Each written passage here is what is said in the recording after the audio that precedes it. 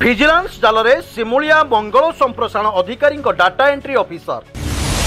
ସୂଚନା ଥାଉ କି ନରେଶ ମୁଦୁଲି ନାମକ ଏକ ଯୁବକଙ୍କର ଇଣ୍ଟରକାଷ୍ଟ ମ୍ୟାରେଜ ପ୍ରୋତ୍ସାହନ ରାଶି କରାଇଦେବା ପାଇଁ ଅଭିଯୁକ୍ତ ତଥା ଡାଟା ଏଣ୍ଟ୍ରି ଅଫିସର ବିଶ୍ୱରଞ୍ଜନ ପ୍ରଧାନ ଉକ୍ତ ହିତାଧିକାରୀଙ୍କୁ କହିଥିଲେ, କିନ୍ତୁ ଆଜିକାଲି କହି କରୁନଥିଲେ।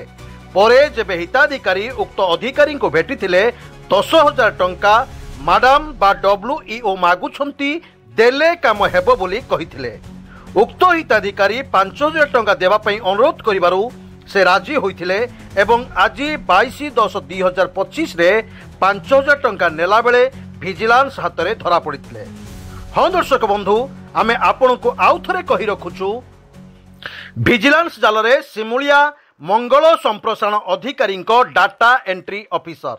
ନରେଶ ମୁଦୁଲି ନାମକ ଏକ ଯୁବକଙ୍କର ଇଣ୍ଟରକାଷ୍ଟ ମ୍ୟାରେଜର ପ୍ରୋତ୍ସାହନ ରାଶି କରାଇଦେବା ପାଇଁ 10,000 ଟଙ୍କା ମାଡାମଙ୍କ ନାଁରେ ମାଗିଥିଲେ ଏବଂ 5,000 ଟଙ୍କାରେ ରାଜି ହୋଇଥିଲେ। ଆଜି 5,000 ଟଙ୍କା ନେବା ବେଳେ ଭିଜିଲାନ୍ସ ହାତରେ ଧରା ପଡ଼ିଥିଲେ।